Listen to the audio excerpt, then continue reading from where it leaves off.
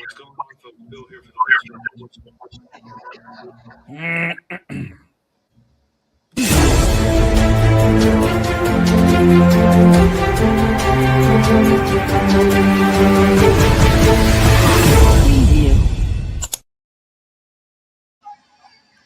What is going on, folks?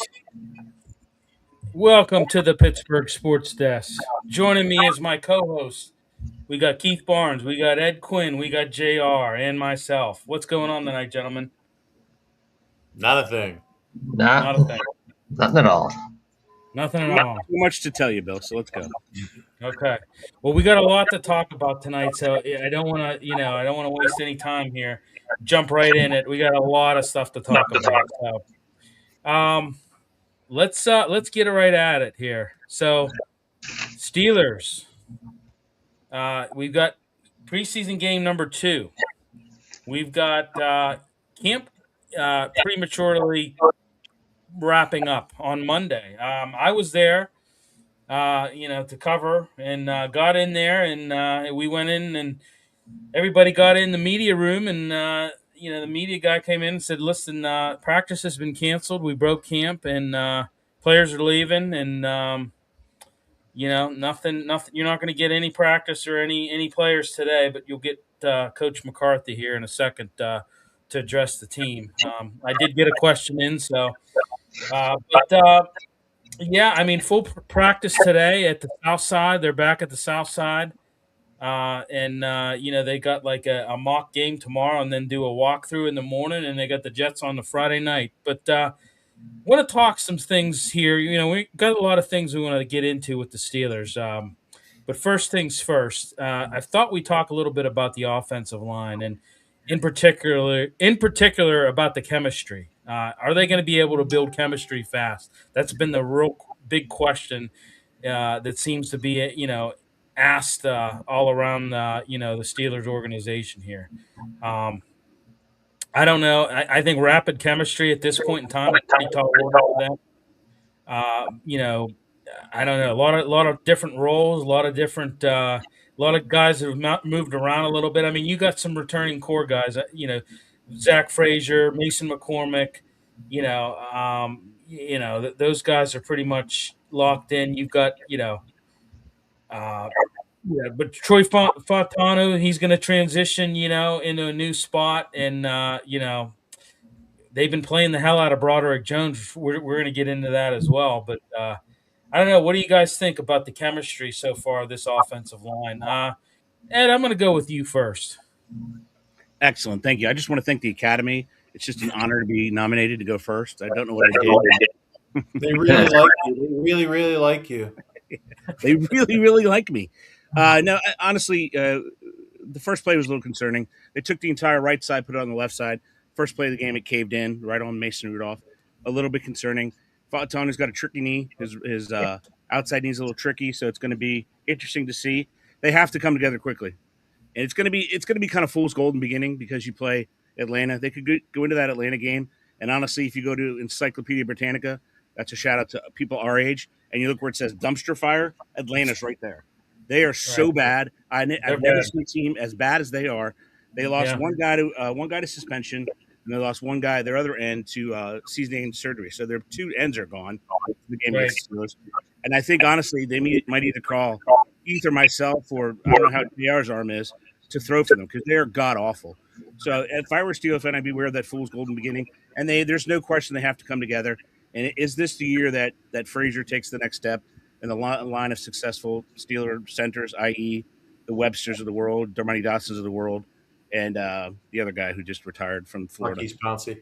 And the Pouncey. Yeah. Is this year he takes it forward? And the right side, I really don't know. I don't know. But the left side was the most concerning. And I'll pass it off to – who do I go to next? Keith, go ahead. Well, the one thing that kind of concerned me was when Will Howard first came into the game, I think it was his first play, and you see Broderick Jones was on the left side. covering his back, supposedly covering his back end, and all of a sudden he looks inside on the block instead of looking outside. And there was a guy ready to rush right there. I think the defensive back was coming on a blitz at that point. He never looked at him until he was past his left shoulder. And when you get to that point, and he didn't play a bad game, but that is very telling. You've got to see where that pressure is coming from, especially when it's right in front of your face. If all you're going to do is look inside for a chip first before you look at an outside defensive back or linebacker that's coming on a blitz, then you've got to really reevaluate your priorities. And that really was glaring to me. Other than that, I agree with the chemistry thing. There's too many false starts. There's too much. You're having problems with cadences. Now, granted, you have had 3 different quarterbacks in there, and you're going to throw a 4th one in when you throw in Aaron Rodgers. So it's going to take a little bit of time for them to get over those kinds of little teeny mistakes that will absolutely burn you in the regular season. Conversely, in a lot of ways, they played very well. Aside from the first couple of plays with Mason Rudolph and the first couple of plays when Howard was in the game, they protected well. They gave him time to throw. Aller looked good because of that. Howard looked good because of that. Rudolph looked good because of that. When you guys get a little bit of time, and look, if the offensive line is playing well and giving you protection, any quarterback can pick a defense apart, and these guys showed that. Yeah. I like what their offensive line is doing for the most part. You're right, Ed. You're right about the communication. They need to get a little on the same page a little bit. Platano needs to get a little bit more confidence in that knee if he's going to play on that outside. And Broderick Jones just needs to understand what he's looking at when the coverages come out. Occasionally, you've got to say, hey, I know what the coverage is as far as the line blocking goes, but I see that guy. I've got to take him out first. Right. Well, I tell you what, Ed and I witnessed it firsthand Saturday on the walkthrough. I mean, it was only an hour-long practice, but right, Ed? You know, Drew Aller was in there. He missed a block, and it was glaring, and Aller let him know. I mean, he was not afraid to let him know, and it was bad. I mean, he completely, totally missed him. It was pretty bad. It was something that both Ed and I were standing on the sidelines. We looked at each other and like, wow, that was bad. Mm-hmm. So, but that's where your offensive line coach has to come into play too. He's got to be able to coach him up and say, look, you need to pay attention to what's going on around you. You need to see where you need to look at that block. Like I said, that was the one glaring mistake was when Will Howard came in and Jones, you could see his head just looking directly inside, and you could see the backer, the safety was coming up on that play, and he never looked until the guy was right by his shoulder and he turned for him. And at that point in time, Howard's busting outside trying to make something. And I think he ended up getting sacked on that play or something like that. But I know he got run out of bounds. But that's a play that you cannot have, especially when you're going to have Aaron Rodgers back there, who's a lot slower of foot than he used to be and doesn't have that kind of mobility. And he's not going to want to be taking those kind of hits, especially at age 42. Right. Exactly. And, they hired veteran, line coach James Campen. He's a big communication guy. He's a big communication and a technique guy. And, he's I don't know. There's they've got point taken on Aaron Rodgers. He needs a clean pocket immediately. I don't think anybody is going to dispute that. Very little margin for error, as this line gels. I mean, you just, like you said, you got a 42-year-old back there. He's got to have a clean pocket. Period.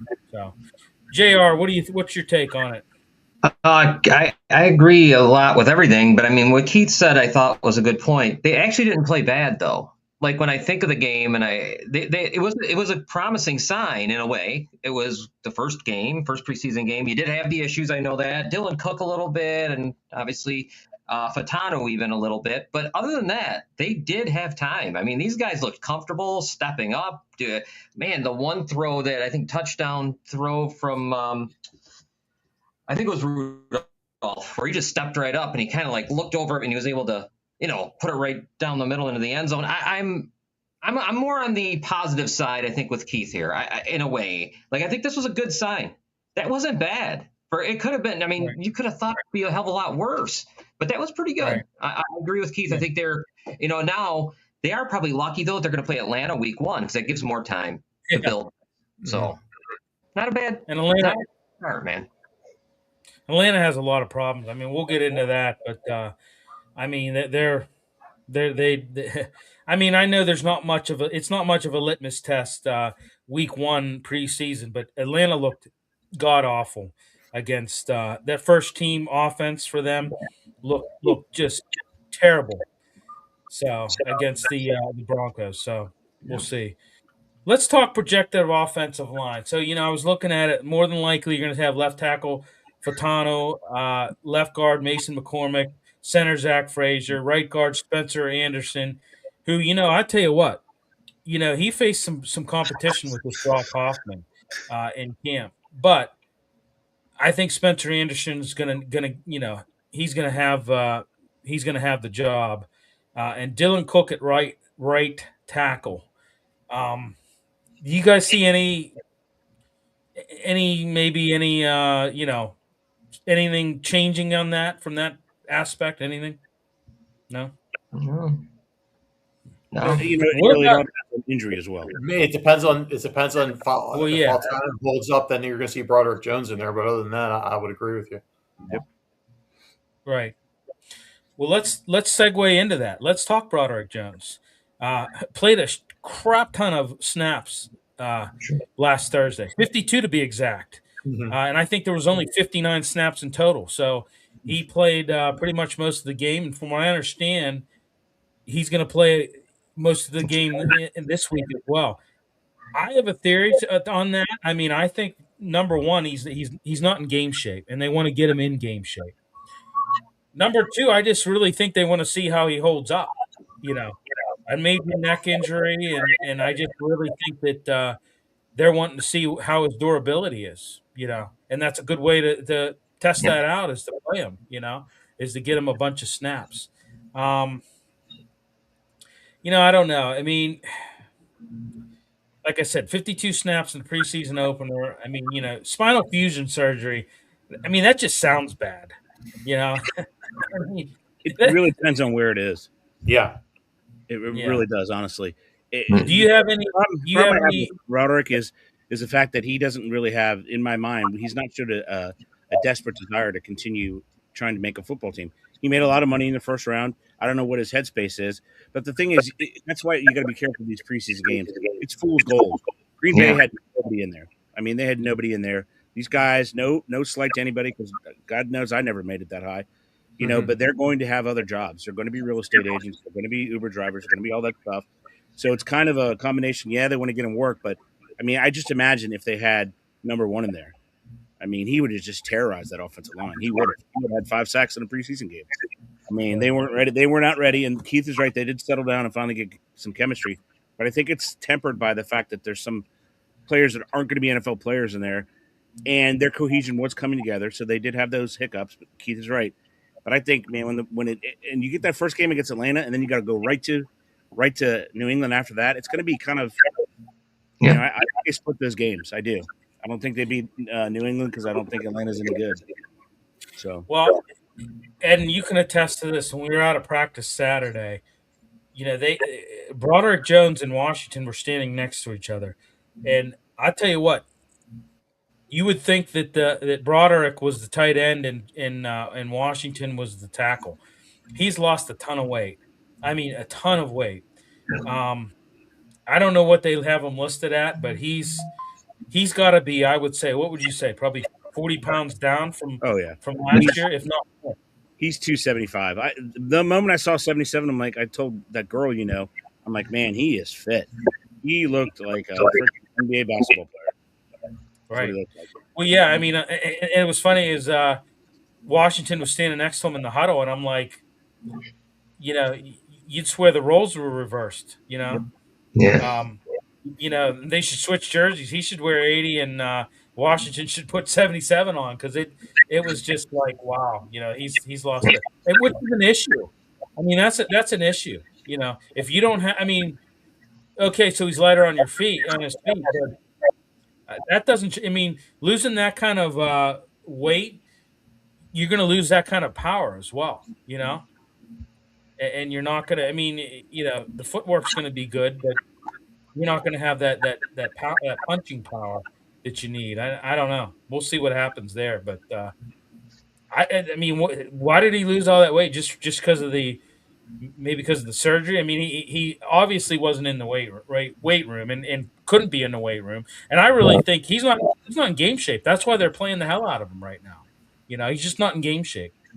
I'd agree with that, but here's the big thing about that: when you're not when you're not working out like that, you're not in the training room as far as meals. So you're not at the training table, I guess I should say. So you're not sitting there eating 5,000-6,000 calories a day and lifting weights constantly, to try to build that muscle and build that weight. That's why he's talking about, trying to put on 10 to 15 pounds right before the season starts. Well, you know what? You might put it on, but it's not going to be good weight. And that's a huge problem, because if all you're going to do is eat to put on weight, then it's going to slow you down. It might be a negative. And an aside, I think it's kind of funny. We're talking about 275 being light. Right. I remember the days when we talk about a 300-pound guy as being a rarity, and all of a sudden, you're talking 275 playing the offensive line is a guy that's, man, he might not be big enough. It's just how the game has changed, I know, but it's just kind of funny to hear that. Yeah. JR, what's your take on the reps? I mean, he had a ton of reps. Yeah. I mean, I think it's probably what you want. It's a perfect time. Let him play. Keep playing him. I mean, that's what you need to see it. You need to see what he is, where he's at, what's going on. This is the perfect time to do it. That's my take. I actually like it. To me, as a coach, if I'm watching, it's my, good. Yes, play him. Keep playing him. Let him keep going. Let's see what he has. Can he hold up, like you said, Bill? I want to ask you guys a question though. Would it be better? And I'm dead serious, because I can't imagine. Would it be better if he came in 40 pounds over or 40 pounds under, 30 pounds, whatever it is? Like, would it be better if he came in heavy? Do you think? Yes, and here's why. Because think of it like you're playing baseball and you're swinging a bat in the on deck circle with a donut on it, and you pound the donut off and you come up and you can swing faster. That's kind of what it's like to lose that weight. When you're used to playing 40 pounds, or in his case, 20, 30, 40 pounds lighter, you're putting it on and you become slower. It's going to take time for you to adapt to having that extra weight. It's easier to lose weight and build that quickness because you're shedding rather than having it on you. So that's the best analogy I can make. It is kind of a batter in the on deck circle. And his surgery was cervical. So it's not in his rotation of his back or carrying any sort of weight. I just think the fact that he was not able to lift because it was his neck, right? He's not able to lay on a bench. He's not able to do any squats. And these guys, it's like a balloon. You just suck the balloon out because they're not building any muscle mass whatsoever. And he was off for 8 months. 8 months he was off of not doing anything. So it's going to be a slow progress. They list him here at 311. If they list him at 311, that guy's 270. There ain't no way he's 275. Because he looks, he is very thin. Well, so here's the other. Help him on the pass blocking, but it's not going to help him run. Right. Here's the other thing. I think you want a little extra weight going in, just because you're going to be losing that. They've been playing the hell out of him. He's going to be losing that, and just in camp alone, just out there, and it all evens itself out if you're overweight, right? Mm-hmm. He's vastly underweight. I would love to see his weekly weigh-ins, Billy. Oh my God! Yeah. Hey, we got a question from on TikTok. We got Jonah Hack or Jonas. I don't know. What do you guys think of Benton's contract? Keanu Benton's contract. I don't know. I'm not the right person. Go ahead, Keith. You're not going to have Cam Hayward after this year, probably. I think once his contract's over, he's done. He should have. I questioned them signing him after he had that Pro Bowl year. I really did. I questioned that because he's still 37, pushing 38 years old, and he's a defensive lineman. And yes, he's still a great run stopper. He can still get to the quarterback. He's still a great player. Don't get me wrong, but the Steelers' tendency is to hold on to these players 1 year too long. And if you're going to sign Benton to that deal, then he has to be the replacement, and you have to be locked set on him that he is going to be the guy who fills in for Cam Hayward when Cam Hayward retires. And if he's not, And Hmm.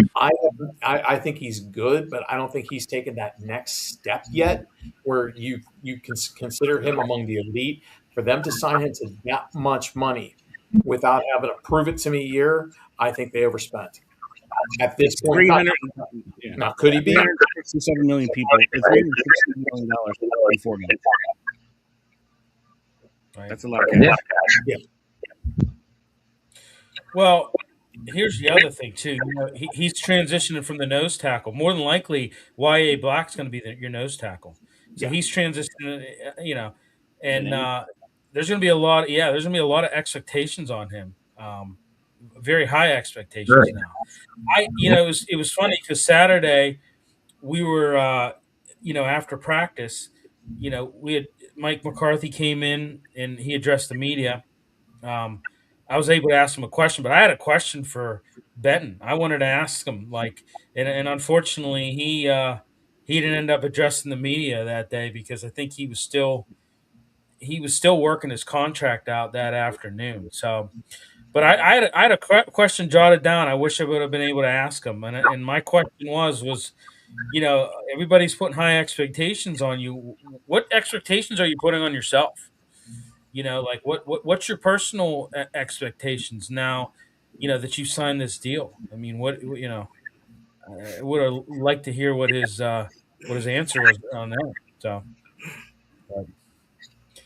I always think I don't. when somebody asked that question, I always think of Tom Barrasso when he was with the Penguins because somebody was asking that question. He'd say, "What my expectations are, I have it to myself. The rest of you guys, I don't care what you think." Yeah. He said to people, and he said it to me once, and I went, "Okay." So that's his standard answer. So I think a lot of these players, when they say, well, "What are your expectations?" It's basically, I have my expectations of myself. So when you're sitting there and saying, it's.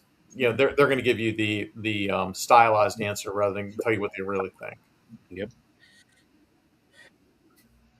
Samuel Dean's chiming in. Boys, why the long faces? We got football coming. I don't know what you're talking about, Samuel. We're smiling like a butcher's dog. I don't know what you mean. Football shape, I think is the term. Yeah. Yeah. Well, yeah, football shape, exactly. Yeah, I mean, he's not. I don't think he's in football shape. That's why. I don't think he's in game shape. shape. He can be in football shape for certain positions, but he's not in game shape for his position. Right. Whatever you want to call it, Sammy, he ain't got it yet. So Nope. He ain't got it. So I don't know what they call it down there in Nashville, but Nashville hot. Mm-hmm.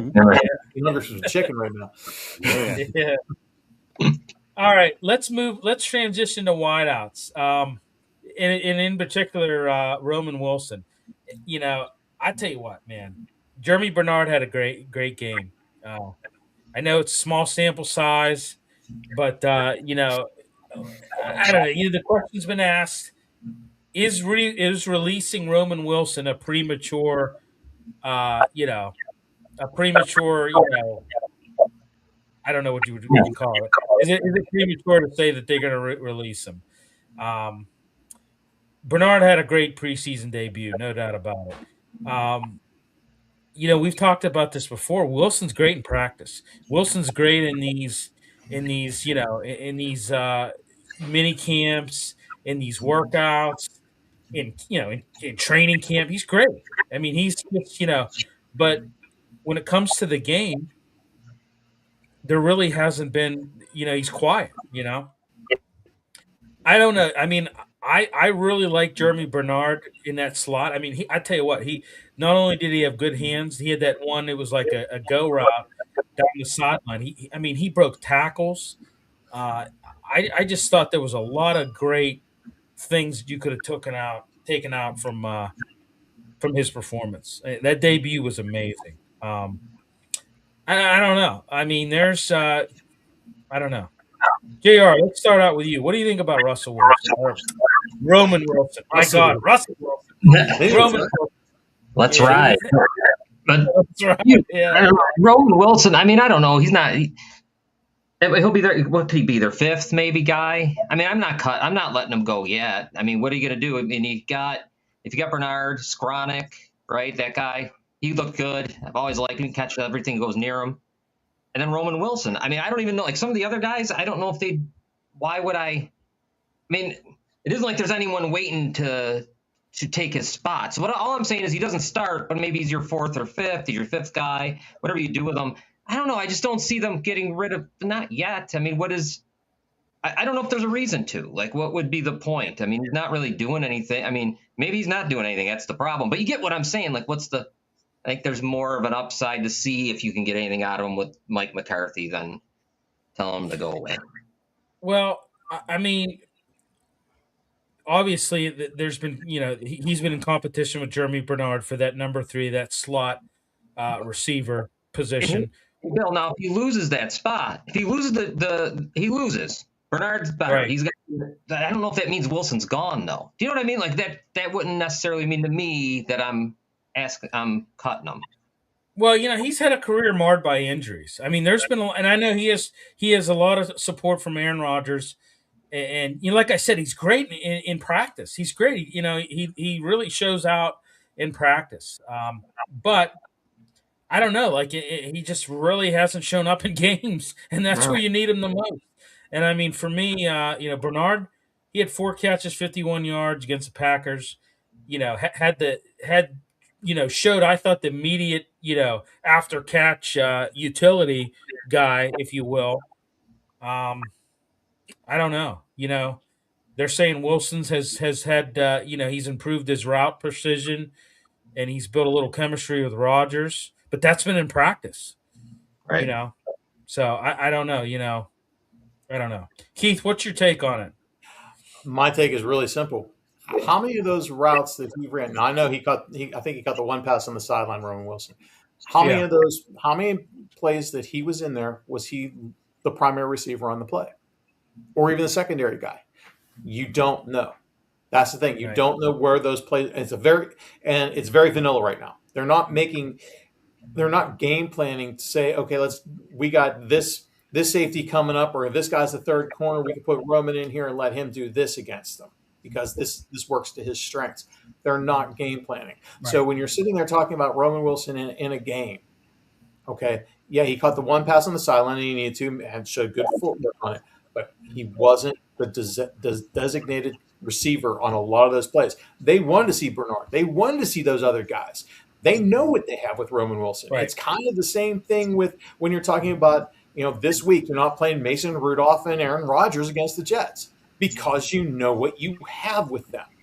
They know what they have with Roman Wilson. They've seen him over the last 3 years, even before he got hurt in his rookie year. They've seen him. There's tape on it. There's tons of tape on it at the NFL level. When you look at a lot of these other guys, there isn't tape on them at the NFL level. Or I thought it was interesting what Mike McCarthy said today was he wants to see these guys be 4-down players, not just special teamers. Wants to see them contribute. Well, you know what you got with Roman Wilson. You know what you got with Ben Skoranek too. To be honest, I mean, I don't know why he's getting as much playing time as he is, unless they're thinking about maybe moving him or trading him and showcasing him. Right. But you know what you've got with Roman Wilson. So at that point in time, since you know what you have, design plays to get Jeremy out there and let's see what he can do at the NFL level against NFL cornerbacks. He's a number 2 draft pick. You've got to see what you have with him. So I don't have a problem with them not throwing it at Roman Wilson, not focusing on him. When the ball comes near him, he catches it. I mean, that's what he does. So I don't think there's any chance he gets cut this year. There is no chance. He's under contract. He doesn't have a huge contract. It's not like he's playing for a contract, next year. He's playing for a contract in 2 years. So they still have him. They still have him under contract for next year. So he's not going anywhere. Well, I guess I just want to see more from him. I mean, you see it all from practice, but I really, listen, they're going to need a speedy slot guy, because you're going to have heavier targets, heavier outside targets like DK Metcalf and Michael Pittman Jr. Who you haven't seen yet either. So that's the other thing. You haven't seen either of those guys, and they're both iffy, which is the other reson why you can't get rid of Roman Wilson. You might have to move him into your 1 slot. Right. Yeah. Right. Well, and that's true too. I mean, we'll see what happens. Friday night. I'm sure Jeremy Bernard's going to be. He's going to get his catches. He's going to get his targets. And I think Roman Wilson. I mean, they were talking. Roman Wilson is probably going to get some targets too, just to see where he's at here right now. So, Yeah. One go stat: ahead, 51 possible games in 3 years. He's played 13, 12 for 20 receptions to targets, 168 yards, and 2 tutties. I mean, he's not that valuable on special teams. He's just not. Got 1 tackle in 3 years. But here's the other thing: how much of that is Mike Tomlin's offense? Oh God, that's the problem. That's and the there problem. you go. You're Like, right. You and I talked about this, a couple days ago. This offense, even vanilla, looks way better than anything Mike Tomlin was throwing out there in the last 5 years. Absolutely. So, you don't know what Roman Wilson can do because he was so hamstrung by what Mike Tomlin was doing because it was so bad. So give the kid a little bit of slack and let's see what he can do. Give him this season. Let's see what he can do. I mean, I You're think absolutely right. fair. Yeah. He's a number 3. He was a 3rd round draft pick, and he was Second round. Second round. Sorry. Yeah. So, and he was outstanding at Michigan. So in a program that won a natty. So if you're going to give this kid time, you give him time to develop. Yep. I mean, and I don't think he did any developing under Mike Tomlin's system, and that's. I think we're seeing just how different night and day Mike McCarthy is having him here, and as compared to what Mike Tomlin was doing for the last 5 years. And I think that's why Roman Wilson, other players like that, they need that little bit of development. Yeah. I thought it was also interesting. Mason Rudolph said, "I wish I would have had Mike McCarthy to play under because of his development with quarterbacks. Right. I think he'd be seeing night and day with him too." So, Well, it's also the fact that they use the whole field. Right. yeah, Yeah, great point. I mean, you don't know what you don't know because they didn't do anything. no, Right. And I'll tell you what, you had Arthur Smith, who I still don't know what his. I'd like to know what his mission statement was last, because it was just a very vanilla offense, and it was just I don't know. It was whatever Mike wants, Mike gets. right. That's exactly what it was. Yeah. I mean, and you can take it back even further. When Todd Haley was getting ripped, you got to wonder how much of that was Todd Haley and how much of it was Mike Tomlin overriding him. Right. When he had the killer bees and stuff like that, you got to wonder what the dynamics were like. I mean, this is his entire tenure at this point in time. You're reevaluating in a very brief span on very very little information. But it certainly looks like moving across. This is an entirely different philosophy that the Steelers have not ever had. Yep. Yeah. Sam Dean, come on down to Nashville, boys. Last game, I got the drinks ready. Okay, we might take you up on that, and the hot chicken, and the hot chicken. Mhm. Yeah, hot chicken. Now that you have put the hot chicken in, it's a deal. It's a done deal. Yeah. All right. Hey, let's talk about this Weegan, Caden Weegan. What do you guys think of him? I tell you what, man. A top tier. I think a top tier dual return threat. He's got good hands. He's got he's got the running. I like to call it the run and cut speed. I don't know, man. He was he had that. Mike McCarthy. I think it was on Saturday when we were in the press conference with him. He said about Weegan's 74-yard catch and run. And just how he looked good. And he's, like I said, he's a threat in the return game as well. What do you guys think about him? Keith, I'm going to go first with you, Weegan. I think if he shows enough, he might make Ben Skoranek expendable. They're the same player in a lot of ways. Skoranek may tackle a little bit more on special teams, so we'll see what Weegan can do as far as tackling. Right. But everything else that Ben Skoranek does, he does, and he does it faster. And that is a huge thing because, this game you can't teach speed. You can teach everything else but that, and he's got it. So if I'm Ben Skoranek, I'm looking over my shoulder and the other thing is he's a lot cheaper. Yeah. Yeah. Very true. JR, what do you think? Oh, it comes down to special teams, and great point by Keith. I mean, really, he's him, but faster. He's Skoranek, but faster. And I love Skoranek. I really do. He catches everything that comes near him. I think I like him. He'll be good somewhere else, maybe.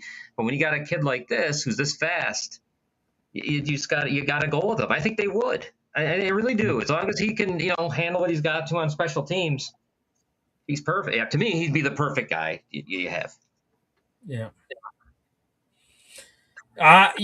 Mike McCarthy even compared him to Randall Cobb a little bit. Ooh, Yeah. High. that's real high. Yeah. Well, I mean, that's what he said. I mean, Wow. yeah, I know. I said that too. I was a little shocked by that statement. But Edward, what do you think, buddy? Well, what I think about him now is he's hurt, so he sits along with the other two wide receivers that are hurt. So he's and his is another soft tissue injury. So he's got it. And thinking about it more, Keith's right, man. I don't think you can get rid of a wide receiver at this point. Is he out for tomorrow? Or I mean for Friday? I know he was out all the practices we were at. I'll keep looking on it, but he's got a soft tissue injury. So I mean, honestly, I remember. could have swore he practiced today, though. I could have swore he practiced today. Okay, so if he's good to go, then I'd love to see him return. Okay. But I remember watching him in Iowa. He was electric at Iowa. He runs a true 4.49, so he is a 4.49 guy. And I think also Coach McCarthy said that's a play he should score on. Yeah, he kind of tripped though. He did. He had that little hitch in his giddy up that allowed them to catch up. Yeah. But I mean, it's a valuable piece, and and JR's great point too. If he can tackle, bye Skoranek, because this guy's cheaper. Right. So yeah. Well, and he could be a gadget option too. Yeah. Well, that's Jeremy's position, though. I mean, I don't think he did all that. I think Jeremy needs to be in that position. Yeah. Yeah. Let's talk about Gabriel Rubio. He earned a lot of high praise as well. Cameron Hayward gave him some high praise. I thought he played well against the Packers. He's had a great camp. He's one of the surprising, one of the surprising guys in camp. That's they said he has the anchoring strength is how they had described him. I think he's the. He looks the part. He looks like the traditional mold of an interior lineman. I don't know. What do you, Ed? Start off with Rubio because I know we were talking about Rubio. Yeah, he's out of Notre Dame. He has a good motor. Again, he did show up late in the game. He had a couple penetrating plays in the game. It's hard to say. They do need a deeper defensive line. It's hard to say. He is a draft pick, so I give him a puncher's chance to make the team.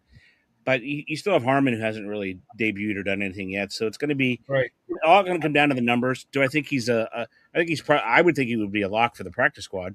Unfortunately, they can't protect him, but I think he'd be a lock for the practice squad. But he showed flashes, and anybody knows the big uglies on the offensive and defensive line. You can't have enough of them because it's a car wreck every game, every play.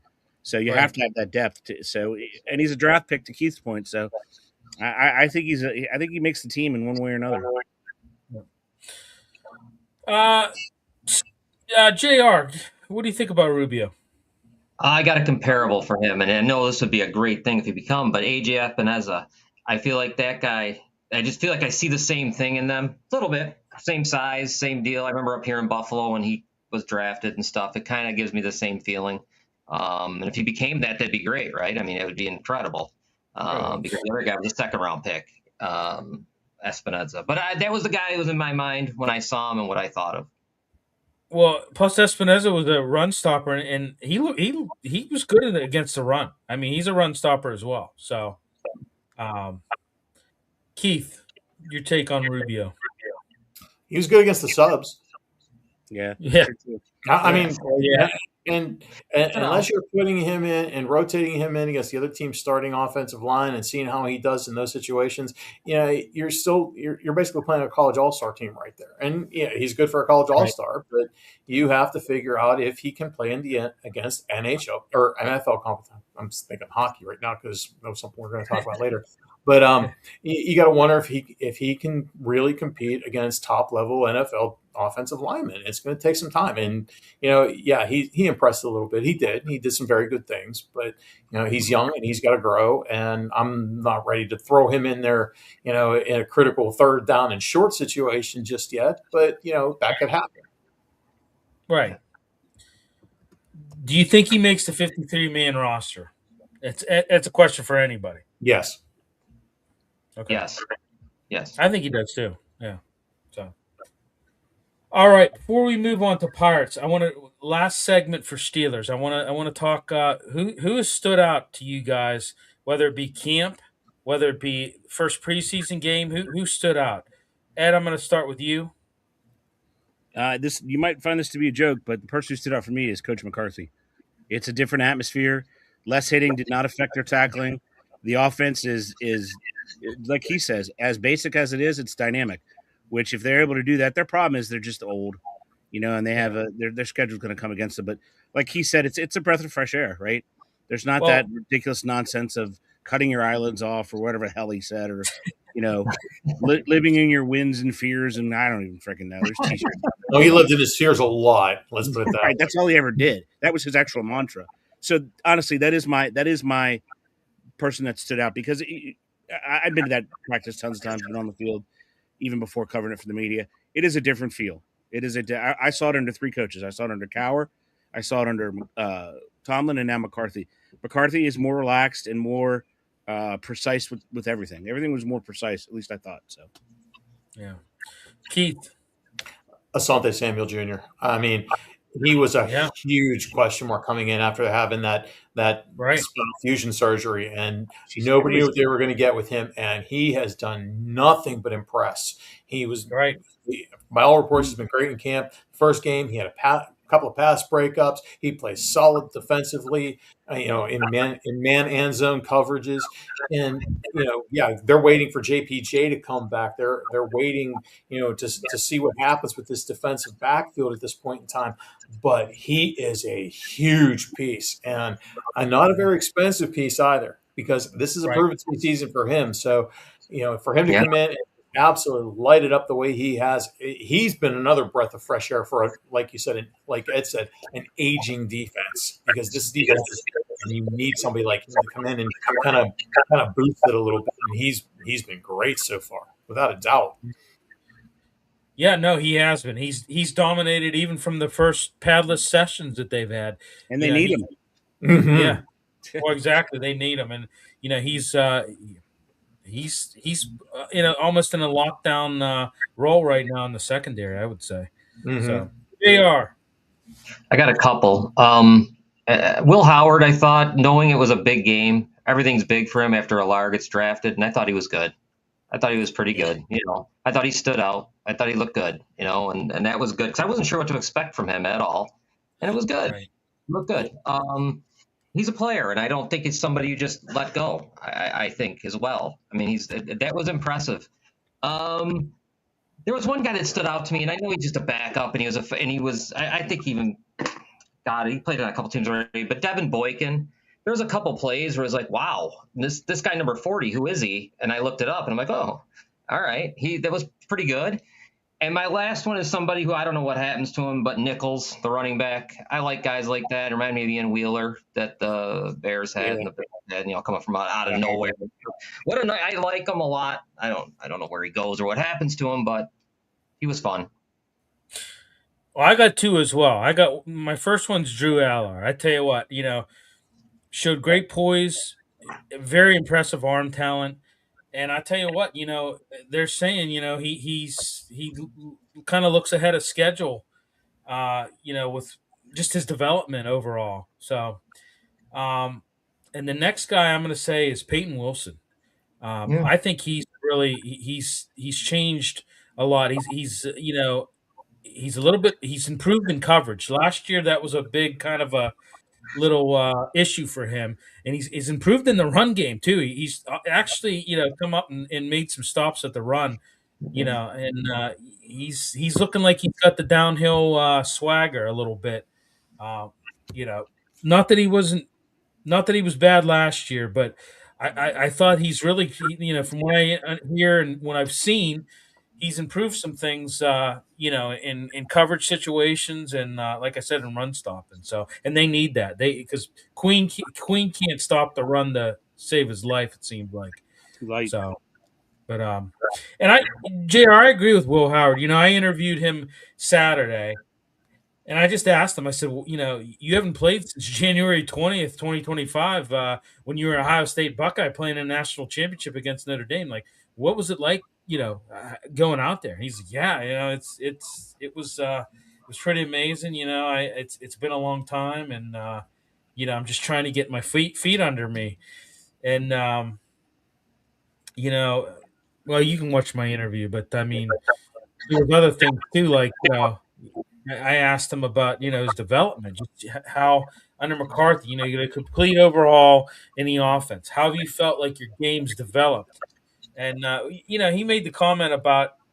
I know he said he about the checks the line of scrimmage. He feels like he's he's better at checking down and doing what he needs to do from that standpoint. So I agree. I thought I think he's going to have a really big game Friday night against the Jets. I really do. I can feel it. So all right.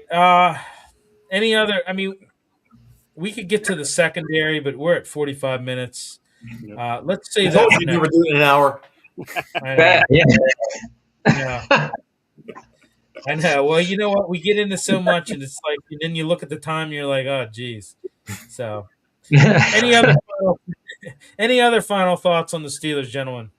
I agree with you on Aller, though. I think he was such a highly touted quarterback coming out of high school, and Penn State was just the wrong pick for him.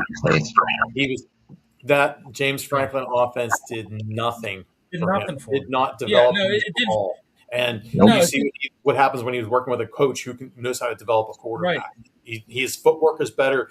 His decision making is better, even playing against the third stringers. Let's be honest, but you could see he's just from watching him at Penn State and watching him now, it's night and day from where he was last year. Penn State did not showcase his talents in any way, shape, or form. No, they did not.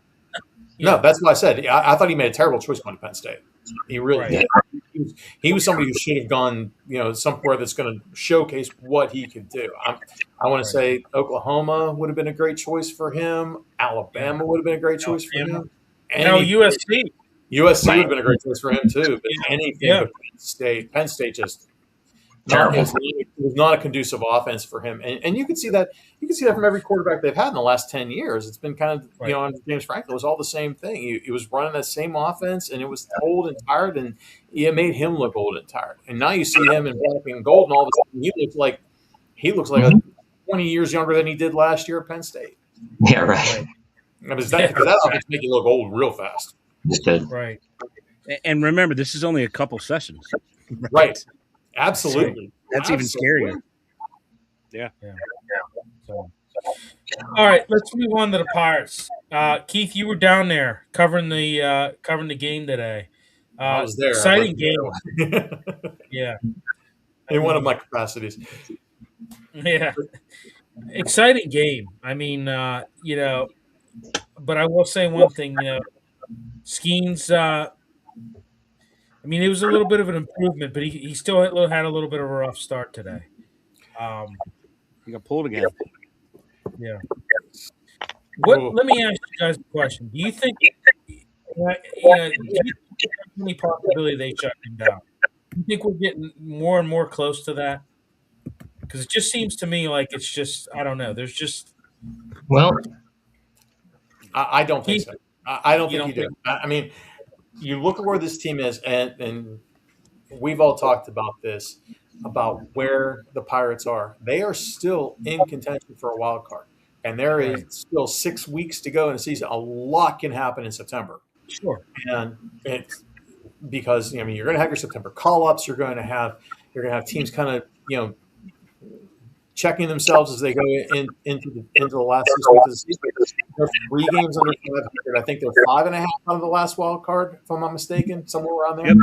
Yeah. Don't throw your season. You've got to hope that somehow, some way, he's Jekyll and Hyde right now. I mean, you watch him, and it's just he walks. He's got a lot more walks than he's had in the past. Velocity's down. He doesn't have the command he did, even early in the season. I mean, he had that really great 12-game stretch after the opener. He was maybe the best pitcher in baseball in the last 15 years during that stretch. And then you look at him now, he's not there. So, no, you don't lock him down. You pitch him. You send him out there every 5th day, and you hope that he finds it. Brandon, Braxton Ashcraft has been phenomenal, and the pitching is just so questionable. Their hitting's been, for the most part, good, but their pitching is just so questionable. It's got to come along. Well, I'm going to throw out a theory here, and I mentioned this last week with the whole Skeens thing. Obviously, big thing with losing the velocity. I mean, that's a big thing. Whenever you're last year, at times he was throwing up to 102. He hasn't cracked 98 yet this year. I mean, he has cracked 90. He's good. That's the most he's pitched. So he's fallen off in velocity. Also, and correct me if I'm wrong, Mm-hmm. I think his pitch sequencing is off. I think there's his sequencing, just to me, it's just off. And not to rub salt in the wounds, Oscar Moraine was a great coach at pitch sequencing, at fixing pitch sequencing. Because I mean that's usually by scouting and just seeing what you're going up against. Pitch sequencing is something you can fix fairly easy. I don't know. It seems to me like, that's been a big thing this year for him in the velocity. Am I off on that, or is that? No, I think you're right to an extent. I think his arm angle is slightly different. It looks like his grip is different. I mean, if you watch the comparisons from last year to this year, and where he's holding the ball in the glove, where his arm angle is, I think his footwork when he's hitting is the same, but his arm angle seems like it's like, even if it's a millimeter off, it's going to throw your pitch, and that's where he is. He's not quite as precise in where his release point is, and that's one of his major problems. And I'm not even getting into what a lot of other people said about him putting on weight and stuff like that. I mean, I'm not even going there, but because I don't know if that would affect him or not. There have been a lot of heavy pitchers who've done really well at Major League Rush. David Cohn. You can go down the list. CC Sabathia. So it's not like that should be a major detracting factor for him. But I think it's a lot more about his arm angle, his release points, and where he's coming out of his windup. It's really kind of hurting him a little bit more. And you're right. It's spin velocity. It's velocity over everything's just kind of like there's been a marked drop in everything that he does this year, and I don't know what the cause of it is. I don't know if it's arm fatigue. I mean, I don't know. I really don't know. He pitched in the World Baseball Classic, right? Too, so maybe something. Well, at some point in time, you got to sit there and rest some of these guys too. I don't know. I'm one of those people that doesn't agree with the World Baseball Classic. I think the timing of it is terrible. Putting it right there, right before the season. These guys, and they're pitching for their country, so they're pitching hard. And you're going to pull Paul Skeens after 2 innings in this, because they don't. They pitch them 6 or 7, and there's a lot of different philosophies as to why some of these pitchers are losing their arms and this and that and that thing. But it's like you don't have an all-star game or an all-star tournament right before the season starts. I mean, that's like if you're going to do that, then why not have Major League Baseball players play in the Olympics and take a 2-week break in 2028 and have them play in Los Angeles? Basically going to be back, from what I understand. So have them play in the Olympics in 28 and really represent. Major League Baseball doing that. So if you're not going to do that, why would you have that World Baseball Classic that gets absolutely very little attention, gets no ratings whatsoever, and has extraordinarily low interest anywhere in the United States? I'll be stunned if they don't play in there, because now you're going to in the Olympics. Those players are going to want to be there. You know how that is. I mean, with hockey here, with basketball, everything else. So this will be interesting, because I know we're going to have a work stoppage. So it'll be. I'm curious. Work that into the CBA. That'll be interesting to see how that plays out. Or just treat it like hockey. Hockey starts the World Tournament. They have a specific date. All the teams that are out of the playoffs immediately, their players go over. Yeah. Same thing you do in baseball. Have it at the end, right? Yeah. And then have it in November. Yeah, exactly. Don't make the playoffs. This is where baseball kind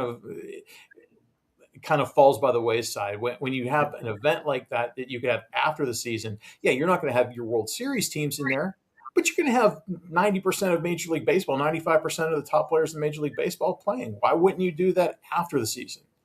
Yep. And then move spring training back, a week or two. So you can move the whole season back a week or two, so you're not worried about, so it doesn't compress as badly, and you can play with that any way you want at that point in time. Right. Shorten spring training to 4 weeks instead of 6. Yeah, definitely. What's the probability? I mean, what are we looking at here with record? I'm still thinking they're 3 under 500. They're 3 games under 500 right now. Yeah. What's a projected record you think they're going to finish? I'm going to go 79 and 83. That's what I think. Ed, you.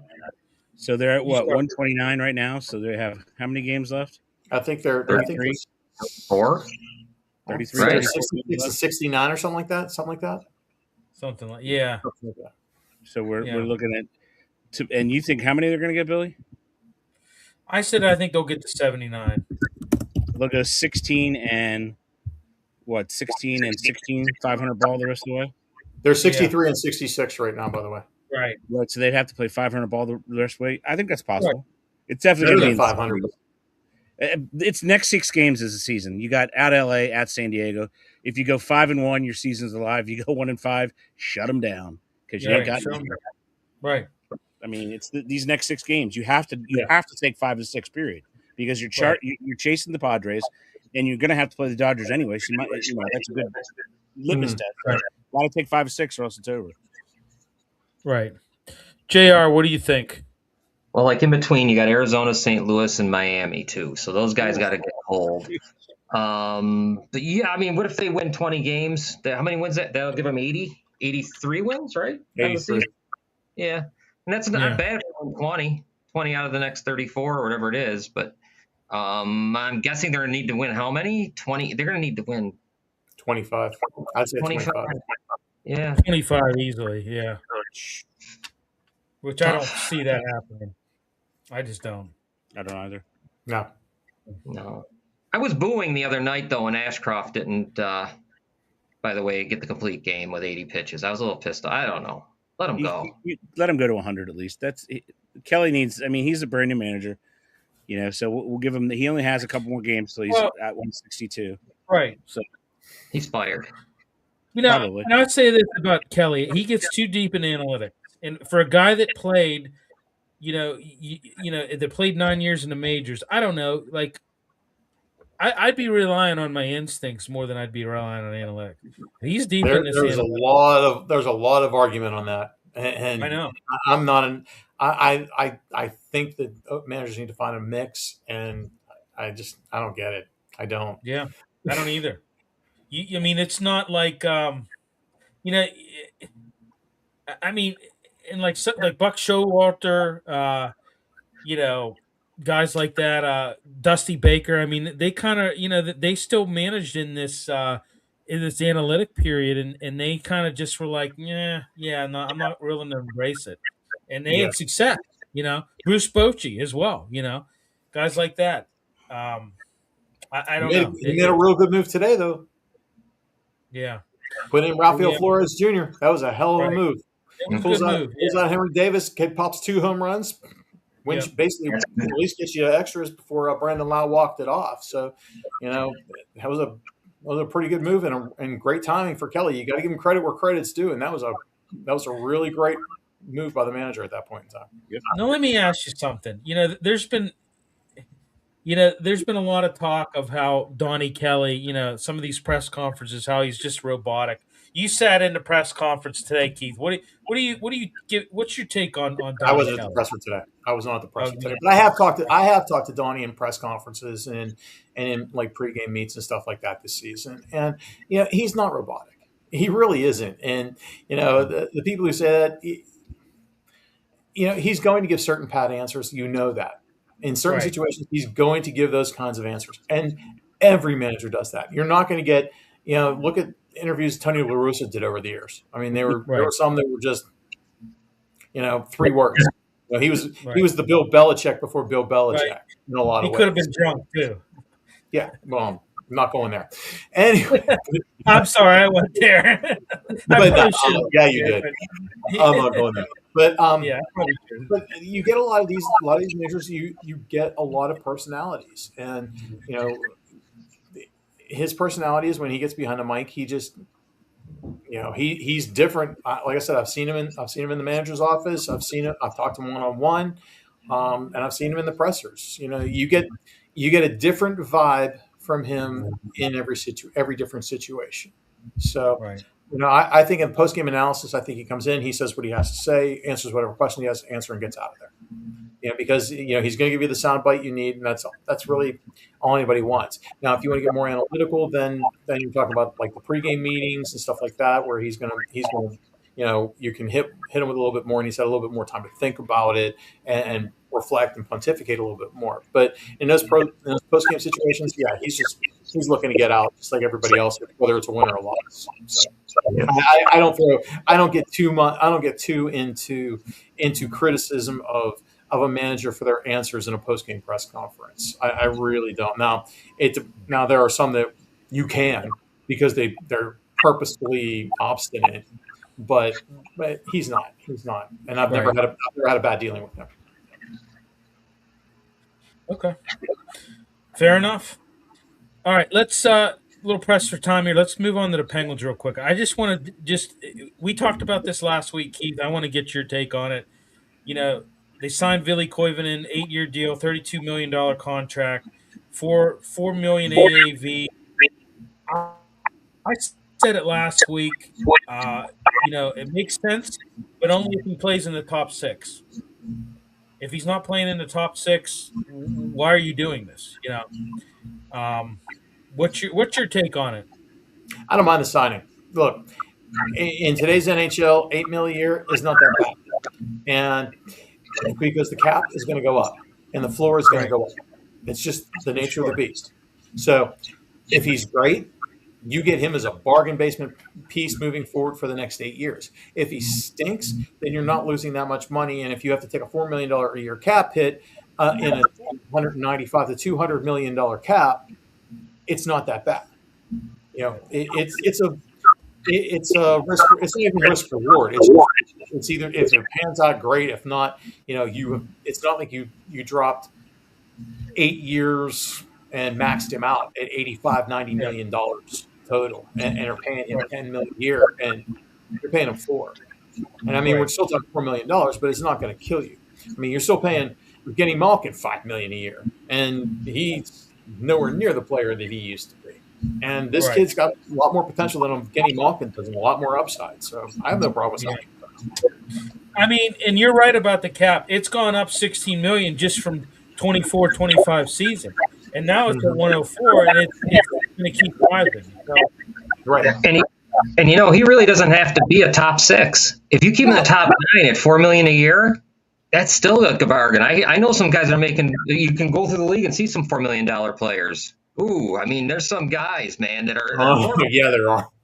They play 6 minutes. I mean, so all this guy. This is actually a good move by Dubas. So I think it was a really, really smart. They're getting him bigger. He's still a kid. He's still young. I read a little bit about it today. I mean, he's going to be. I think it's a good move. Then they need speed, and there he is. There's some speed. I think Dubas has done a great job in the last year. His first year was a little rocky, but I think a lot of his moves this past year were just perfect. They were perfect moves. I mean, he got rid of baggage in your goalie. You bring in a goalie, you could get rid of a goalie, not a problem. He's not your future anyway. All of a sudden, you've got 2 guys that are going to battle it in net. That could be your future for the next 10 years. You don't know.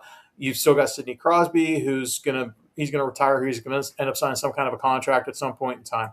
You kept Malkin around so he can retire here. You're trying to get rid of some of the bad contracts that were signed before you got here. And number one on that list is Chris Letang, because he should have been gone 5 years ago. He's been a defensive liability for way too much. I like what Kyle Dubas has done. I really do. And I do not have a problem with this signing at all. It's a minimal amount for a top 6 or even a top 9 forward in the NHL.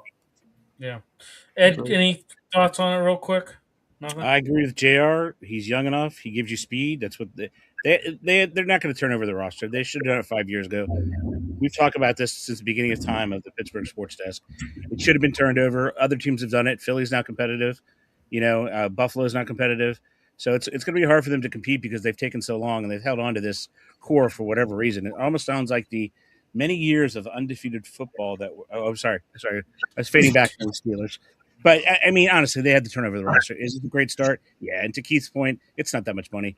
By the time, the third year of this contract, the cap's going to be at 132, 138, so it's going to mean nothing.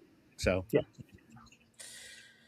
All right, let's transition real quick. Pitt football's in their second week of camp. And we're going to get a little bit more into it next week. I guess one guy stuck out pretty good from what Narduzzi has said, and I mean, we don't get the the coverage of Pitt football camp like we do the Steelers, but this Turner has been really well. He's has a really good camp, and Heinschel has had a good camp as well. So I don't know. I mean, more to follow on that. What are you guys' expectations for Pitt football? We'll go with you, Ed, first, real quick. Narduzzi's going to have a great defense. As far as offense, I don't know. That kid they really like is that returner number 24. Except Narduzzi says he pisses him off the field because he continues to eat fish out of the Pittsburgh rivers. So whatever that is. Oh, no. I know. But otherwise, they like him. His defenders, they're loaded on defense. Defense line's loaded again. The guy puts so many damn players in the NFL. He just needs a competent quarterback. I don't like Heinschel's. I don't even know. I don't know what he is. If they get a quarterback, they'd be dangerous. Defense is going to be great. I think they're going to win. They'll win, though. He'll be bowl eligible. 6-6, 7-5. I want to see what Heinschel does this year because I think he needed a little bit maturity last year, and I want to see what he does this year. I'm have surgery to put a better arm on?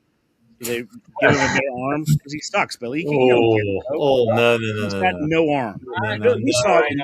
We talked about this for years. The kid cannot throw. He can't. Ask him to throw deep out. Heinschel can throw. I hate to tell you, I've been at camp. I've been down at camp. Is he stronger? Yeah, I've been down at camp probably about 4 or 5 times so far down at Pitt. Heinschel throw. He's really good. That defense is going to be really interesting to see what happens with Corey Sanders taking over. Because he's got his bent. He's a defensive backs coach. He's got a real emphasis on the defensive backfield. Those guys love him. Loaded there too. Working for him as a defensive backs coach, they think that he's going to be outstanding to work with. When you've got a guy like Braylon Lovelace in the middle, he's already on the Buckus Award list for the preseason. Kid out of Leechburg, you got to love the kid. And he's great to talk to. I talked to him at a media day. It's just. You see where this team can go. I see them this is a 9-win team. I really do. Now, whether or not how that translates in the ACC is tough to call because the ACC's just a packed conference this year. But I see this as a potential 9-win team. Well, and I tell you, their secondary, that Rayon Strader and that Rashad Murray, I like both of those guys. Very physical. I look for those guys to be good as well. But look, the bottom line with Pitt, and from being down there and talking to the people down there, it comes down to one thing: the only position battles they really had coming into camp are tight end and kicker. Everything else is locked in solid for this team. Right. All they're doing is sharpening. So at this point in time, you have your offensive defense set. You're missing one special teams guy. And if they got another Ben Saul's, great. I don't think they do, but if those are your only 2 positions that you have as question marks coming into the season, then you're in good shape. But they need to prove it on the field. And having 4 consecutive home games to start the season before they go to Blacksburg, their first challenge, that's gonna be the prove it. If they can get out of that 4-0 and go down to Blacksburg undefeated, and maybe beat the Hokies on their home field, Lane Stadium, then maybe this is a team to really talk about. Now, Sauls is on your Bears, John, right? Who? Ben Sauls. He's on the Bears, I believe. I don't recall. Okay. Honestly, if he's there, I haven't heard him. On the Giants. He's on the Giants. Yep. I think he kicked the field goal against the Vikings. over the weekend. Right. So, yeah. All right. Well, I mean, we're going to get into Pitt football next 10 week. wins. 10 wins. 10 wins, you 10. think? 10 wins. No way. 10. They got offensive line. They got everything if you get a quarterback play. Right? Got offensive line. Seven. You got Seven. defense. I've talked to so many people down there, and they love Heinzel. They really do. Yeah. And I mean, Well- the player. They said that his leadership is improved by leaps and bounds. Something Narduzzi's been all over in Right. camp. The offensive coordinator's been all over that. This is his third year as the offensive coordinator. He's really able to kind of set that offense the way he wants to do it. Henschel's his guy. Well, So I'm going to tell you right now, when Heinzel took over for Holstein, it was the offense was just better. yeah. I mean, Holstein, his biggest thing was he couldn't stay on the field. That guy was hurt all the time. I mean, he had the option to rent or buy that blue tent, I think, I mean, he was just we had enough money to do it from what he was getting paid. Let's put it that way. Yeah, I mean, he couldn't stay on the field. And, I mean, I tell you what, when Heinzel took over, a true freshman, I mean, he balled out, I thought. The true freshman, I'm like, this guy is legit, So I expect big things for him this year. I'm telling you, I really do. Yeah, I don't think they're winning 9 games or 10 games. I'm looking at their schedule now. There's no way. They're losing to Miami. They're losing to Georgia Tech. They're losing to Louisville. They're losing to Florida State. I mean, they're going to lose to Tech. I mean, they're going to lose to UCF. I think that's a 7-loss team. It's tough. UCF is good. Yeah. It's going to be a tough schedule. I mean, you finish off the season at Cal. I don't know, boys. Well, the preseason media poll had Pitt in ninth in the ACC. They had them right in the middle. Yeah. But Always this in is the- also a top 10 defense from last year that didn't lose all that much. They're always That's the linebacker in the country, though. Unfortunately, Yeah, I know. They get into the But middle, I man. think Braylon Lovelace is ready to take over, though. Yeah. He's been impressive. Yeah. I mean, he really has. I mean, seeing him in practice and seeing him every day, he's pretty special. Right. All right. I want to just close out with the Riverhounds. So we've got they're playing in Brooklyn this weekend. Hell of a performance against Charleston Battery last Saturday. Us three were there. I mean, it was just what an exciting game.